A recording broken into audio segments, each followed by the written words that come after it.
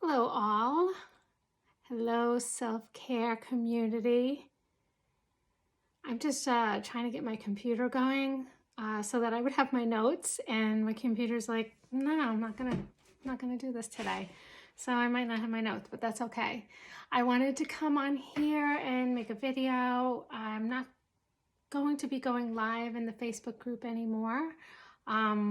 So I decided that I just wanted to make these videos for YouTube, and then if I feel the need for it, I'll share it within the Facebook group. I do love the Facebook group. I love the people in the Facebook group, I should say.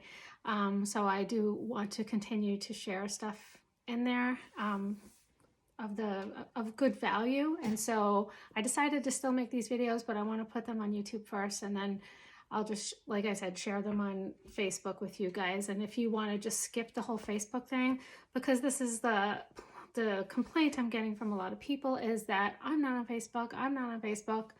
I know there's a lot of people still on Facebook, but there's a lot of people who aren't now. So I want to make this available to everyone so I can create it here. So if you want to skip going on Facebook and avoid, a lot of the ads and stuff like that you might see on Facebook, or maybe you like them. I like some of the ads on Instagram. I'm just going to be honest with you. I've totally bought stuff off of Instagram before.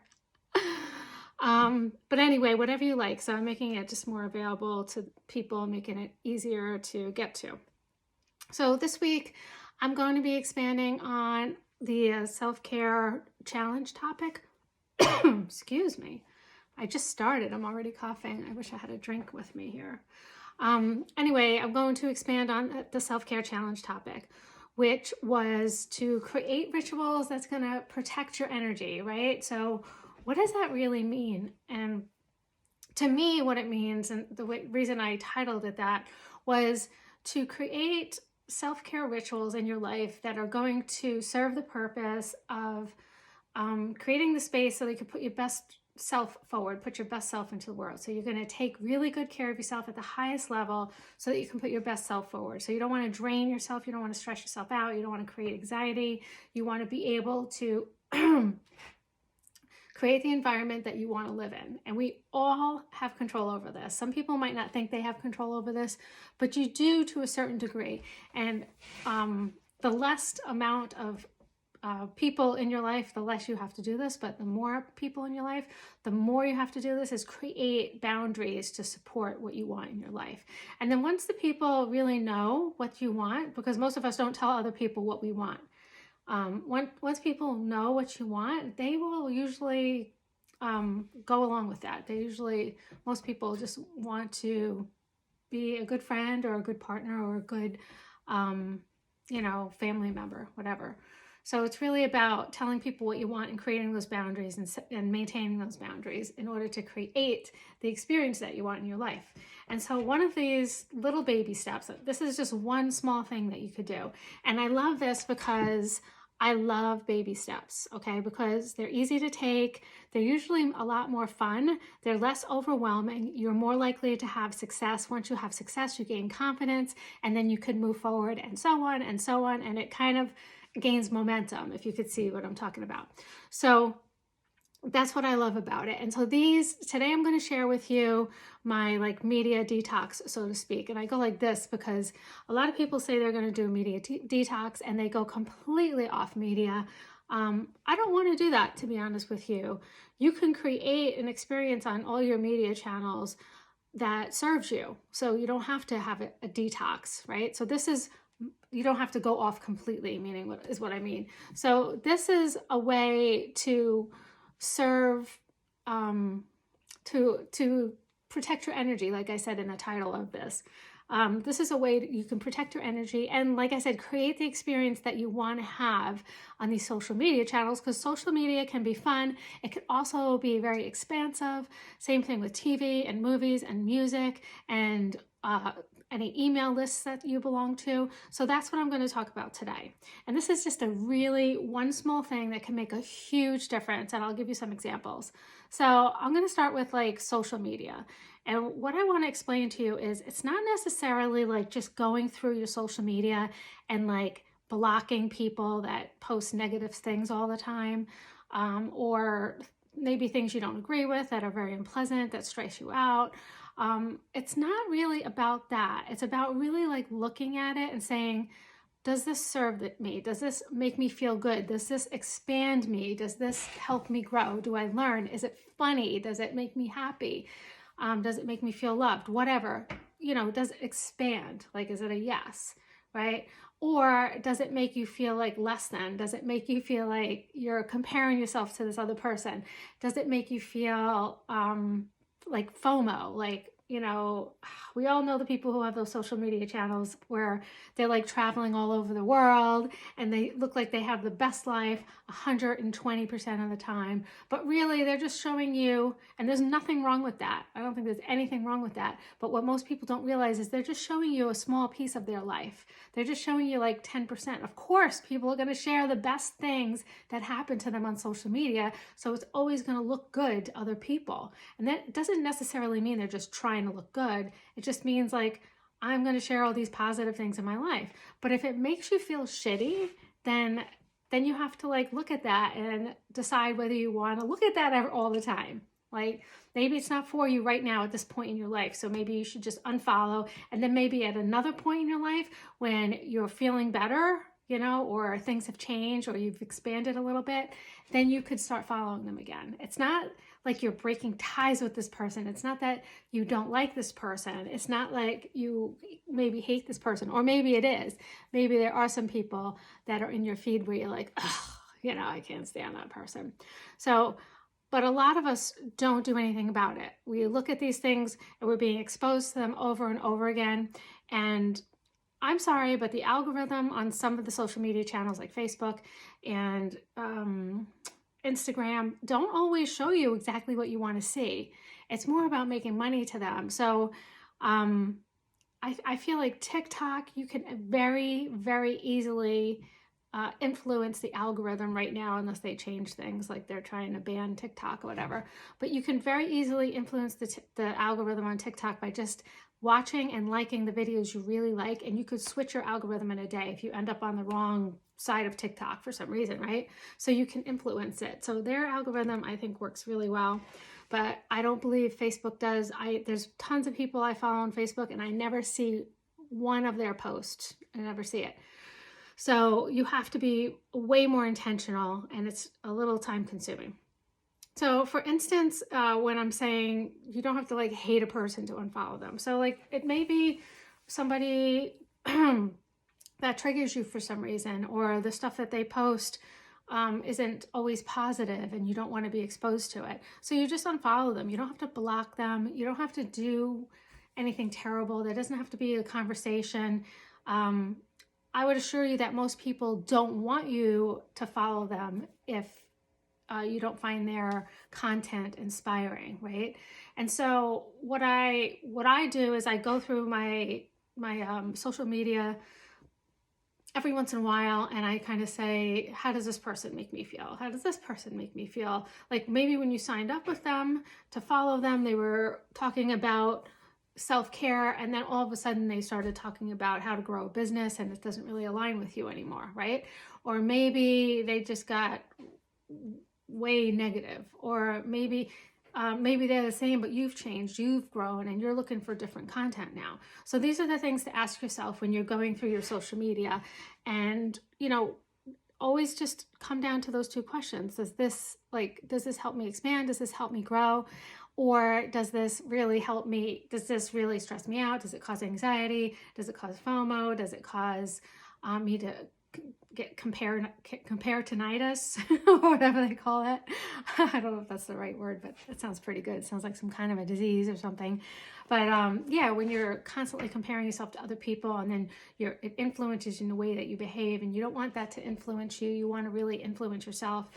And so those are the things that I encourage you to do on social media. So go through your Facebook, your Instagram, if you're on these channels, your TikTok. TikTok is, like I said, a lot easier to change the algorithm to see the stuff. One of my surefire ways to turn your TikTok algorithm into positive is only watch and like cute animal videos. And then before you know it, you're going to be like on the best side of TikTok. That's all I could say. It works every time for me. If something happens and I'm like, whoa, I don't want to see this crap, right? So that's social media. Same thing with YouTube. YouTube, I feel like one of the best things you could do on YouTube is turn off that autoplay thing so it doesn't just like go into the next video and of what they recommend for you. I would say that you kind of control that more, and you could, you know, subscribe to the people you like and unsubscribe to the people that don't really feel aligned anymore. So like go through all of it. Go through all of it and clean it out, right? And so these are different rituals that I do for myself in order to support my energy, right? To protect my energy. Think about if you went through all your social media channels and you just created the space that feels good to be in and it's fun. You go onto Facebook, you see all your closest friends. Don't forget to go through your groups, like get rid of the ones that don't serve you anymore and stay in the ones that you spend time in.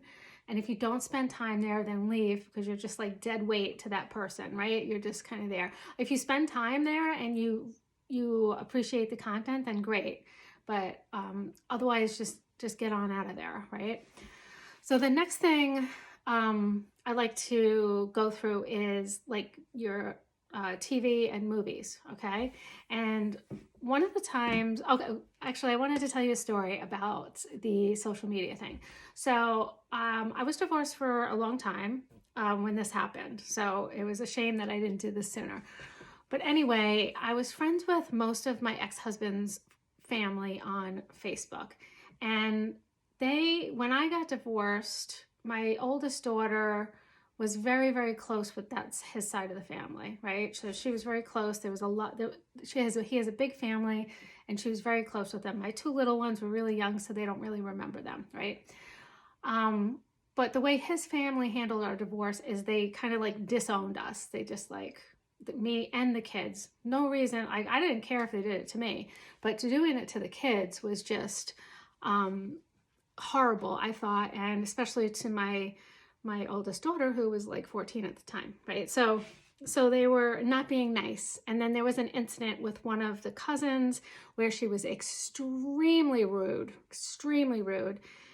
And so I posted this long thing that I wrote telling her to basically, you know, whatever. I don't want to curse. I didn't curse, I don't think, in the post. But anyway, I basically was like, you know, see you later.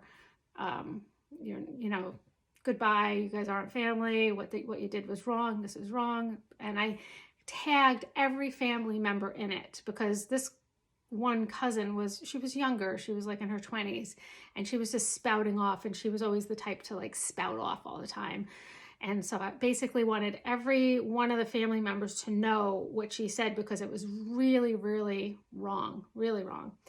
And then after that, I didn't wait for a response. I wasn't going to argue with anybody. I don't really care. I was not connected to these people anymore. So that's why it was weird that I was friends with them on Facebook, and I would see their posts sometimes, and I didn't really want to. It just like was bad memories, you know, like bad juju, bad energy, right?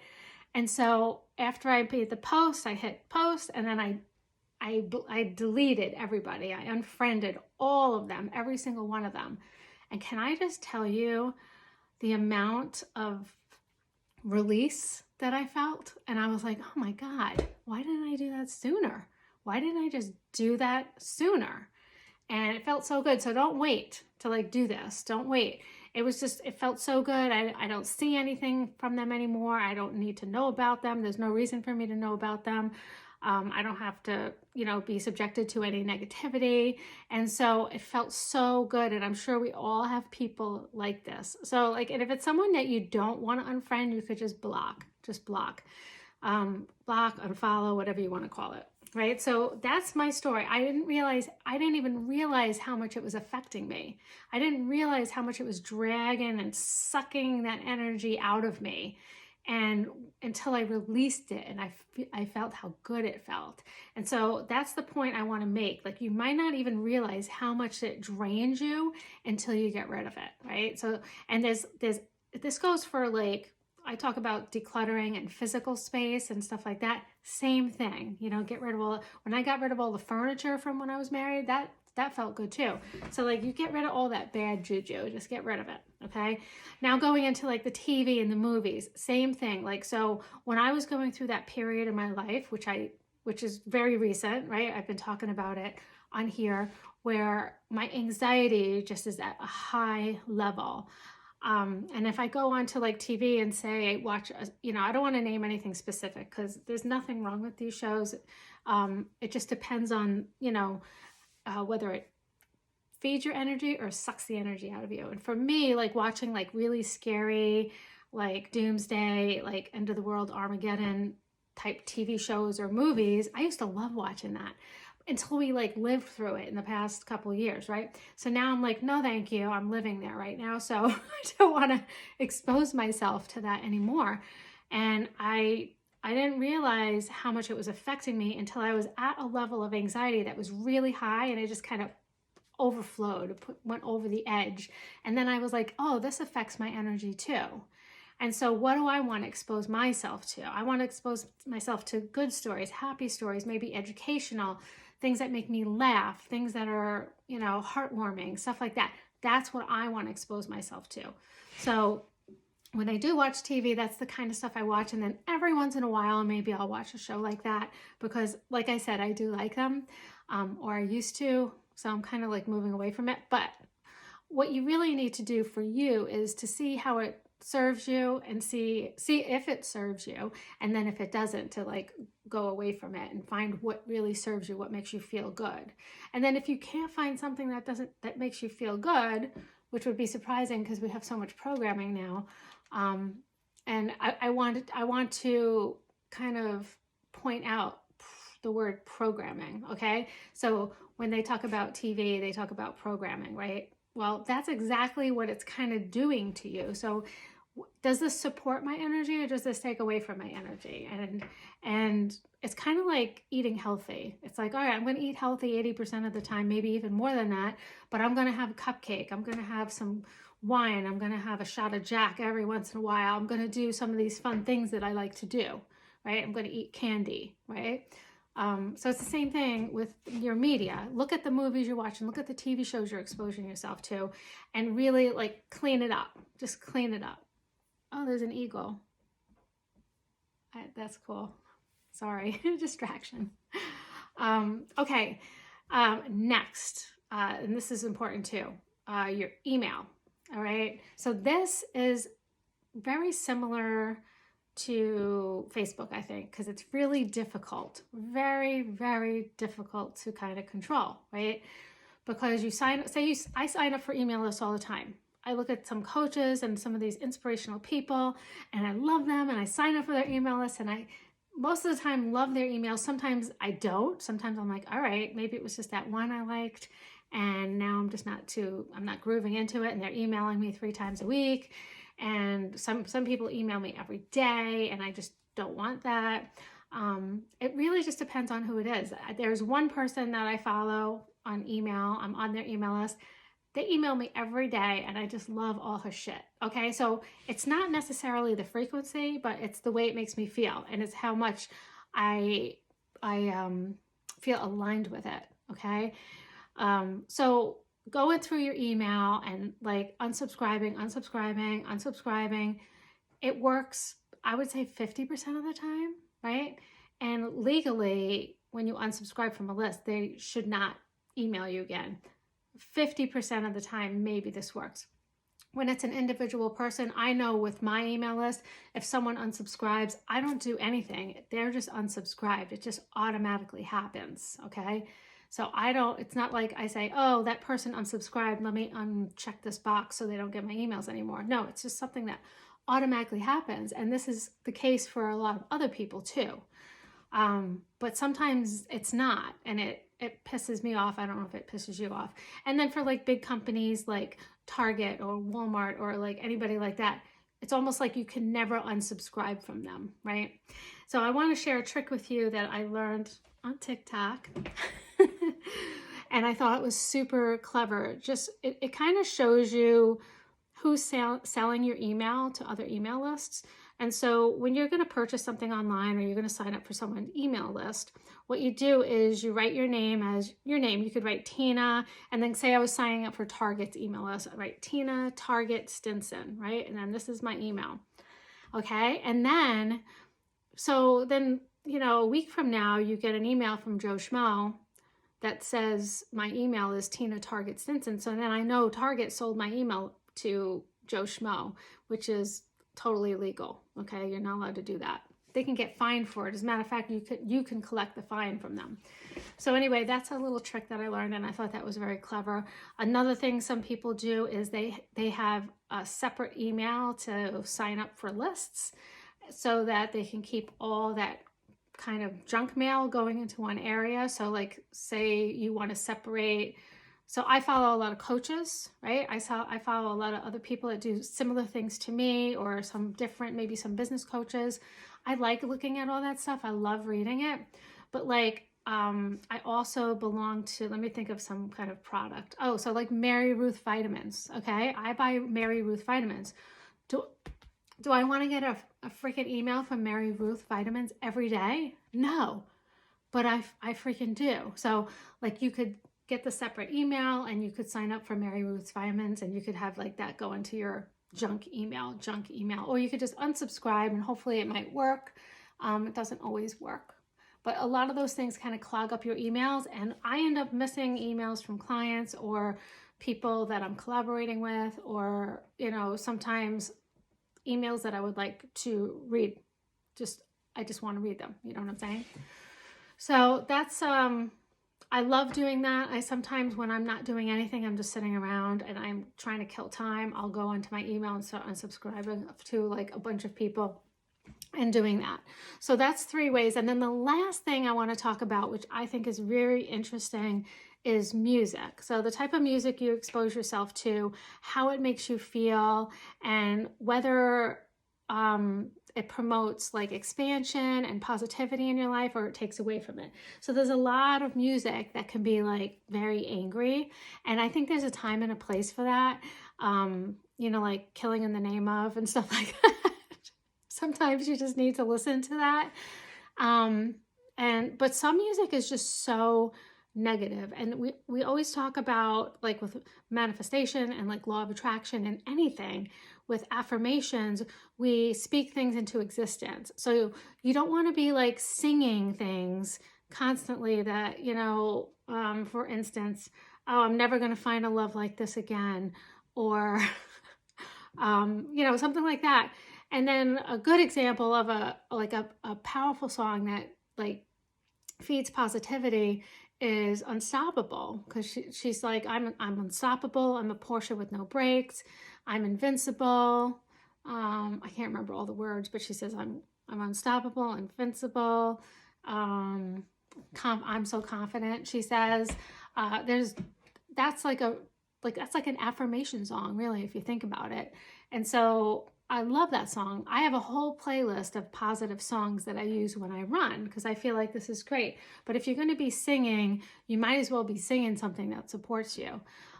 So look at the music that you listen to and then how it makes you feel, right? If it really, everybody's different, right? So if it really puts you in a good mood and it makes you feel and it raises your vibration, then it's not doing anything terrible to your energy, right? But if it makes you like angry, like, or it doesn't make you feel good, it doesn't make you happy, you know, then maybe don't listen to that unless you need a good cry or something like that. And you need to, like, maybe you need a sad song list where you just need to cry it out for 2 hours. I'm all for that, right? But like on a regular day when I'm just going to go for a run, or I just want like music in the background, it's going to be positivity, or it's going to just be like, sometimes I just put like, I go onto YouTube and I pull up like coffee shop jazz music or something like that, and just have that playing in the background, and it just gives a good vibe to the feeling. I want to like point out my sad looking fig tree that I adopted, that I'm trying to nurse back to health. It looks kind of sad. I didn't realize how sad it looks, but hopefully I can get it to feeling better. So those are my tips for the media detox. So try them and let me know how you feel. I think that they're all pretty powerful, right?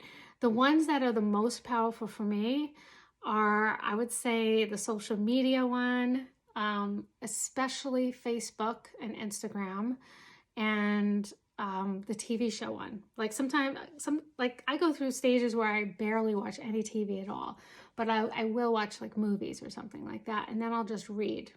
And I guess you could go into reading and books like that also if you wanted to, but those are the places where I spend most of my time. I read a lot, but all the books that I read, almost all of them are self-development books, and so they're usually pretty positive. But where I do the detox are the areas that I just talked about. So try doing that. Create this ritual to every once in a while, go through your stuff and create the environment that you want to expose yourself to. Now, some people might say, yeah, but Tina, and I didn't really even talk about the news when it comes to the TV. Now, I believe that the news is almost like, it's almost like it spews negativity and fear.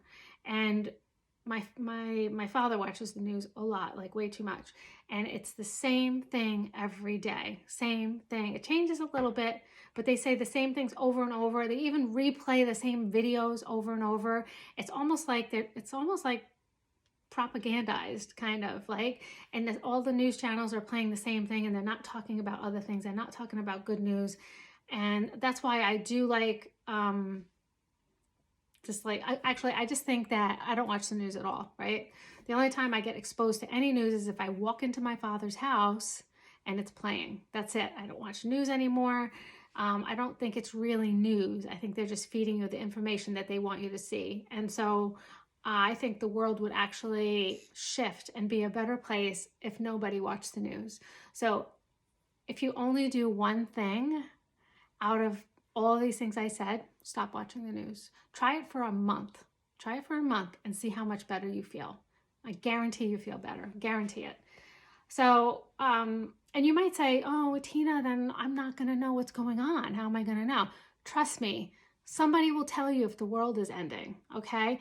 When you watch the news, they make it like the world's ending every single day, right? And it's just like, it adds to that anxiety. It sucks your energy out of your body. It adds to the anxiety. It adds to the fear. It adds to the stress.